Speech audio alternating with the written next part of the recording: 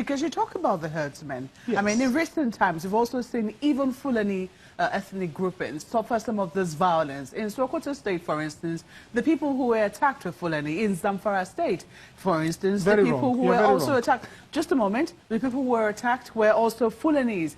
In Kebbi State, where we also understand that there is a vibrant farmer Fulani population, they have also suffered some violence from this so-called herdsmen. So can we really say it's about an ethnic group, or is it, something that we're yet to really put a finger on? To be honest with you, I use the word Fulani as a generic term. That we have armed militias, many of them from foreign lands. When you speak Hausa, and I speak Hausa like a native, I speak it better than my maternal language, okay? And when somebody opens their mouth, you know precisely what kind of Hausa they have. Whether it is Hausan Kano, Hausan Zaria, Hausan Zazzau, Hausan Katsina, Hausan Sokoto. And when you know Hausan Niger, Hausan Mali, you know it. Many of these people are foreigners. We call them Fulanis because that is what they call themselves. And, but I think it is more than just Fulanis. But I think you are, if I may respectfully disagree with you, the killings in Zamfara ethnic, it is actually Fulanis killing normal Habbe Hausa people, indigenous Hausa people. And Berningwari, majority of them are Muslims, but they are Bagi people. Berningwari, the city of the Bagi. In Sokoto? In Sokoto, it is mostly the farmers that are being attacked. In Kebbi? In Kebbi, the same thing. The farmers who are sometimes, and most times, Fulani as well. Have you ever come across a Fulani farmer? I think you're making this up, Mope. There's no such thing as a Fulani farmer. There's no such thing in the geomorphology of rural society. There are Fulani people who are settled. There are Fulani people who own land in this country, aren't there? There are extremely few, and we don't really...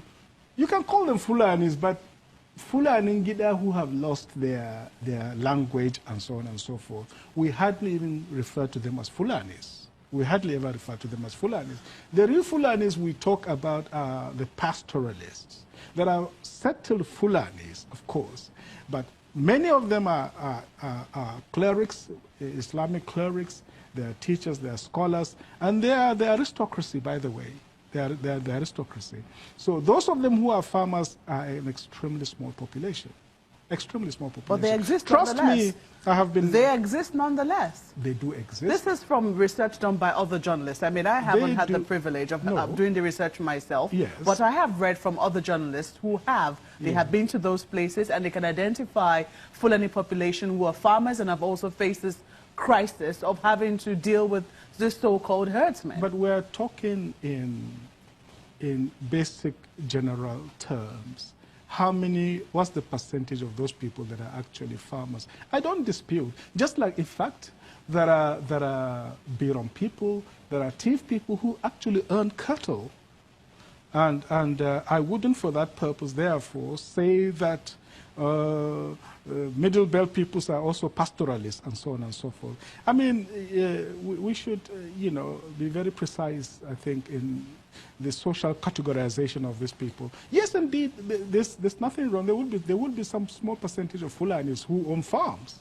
And then there won't be anything wrong with that. And that is not the issue. The issue is the scale and the genocidal level of ethnic cleansing that is going on in the Middle Belt. So this has come up again because of this recent onslaught, it was saying. Absolutely. Which some people say tends to come up every electoral cycle. The moment we're getting closer to elections, we hear calls for restructuring, and we begin to get much louder. We also seem to see some violence on the increase. Do you think they're connected? No, they're not connected. You see, Maokwe, the call for restructuring has been going on for a long time. And I can tell you, in all sincerity, that I myself was quite skeptical about it at the very beginning. Some of us are real Nigerian patriots. We love Fulanis, we love Muslims. They are our people. We have no issue with that.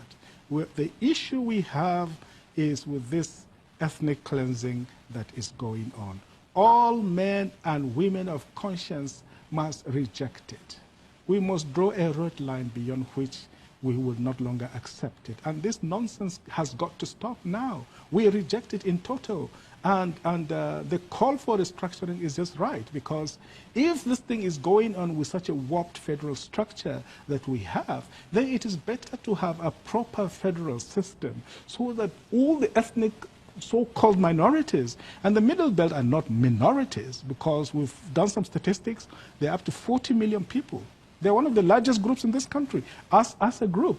Let these people have the right to choose through a referendum which region they want to belong to. So people that want to come together, that believe in the secular order of the state, that believe in humanity, that believe in social justice, can come together. Those who want to introduce the Wahhabi ideology from Saudi Arabia are free to do so, chopping people's heads and chopping their arms. That should be their goddamn business. But people who want to live in a civilized community should be free to come together in their own region under their own government and their own laws. It's very interesting you use the word civilized. Some people will Yes. say they take exception to that because for them, Sharia is civilization, and they don't see anything wrong with it. Some countries have practiced it successfully. Now, I've told of Wahhabi ideology from Saudi Arabia. That is barbaric and totally... With due respect, it is, they're allowed to choose whatever It is very form barbaric. They have no rights with women. But you you cannot condemn what they have chosen. It is their way of life. It is their religion. It is what they believe in. You cannot say that it is barbaric. It is not...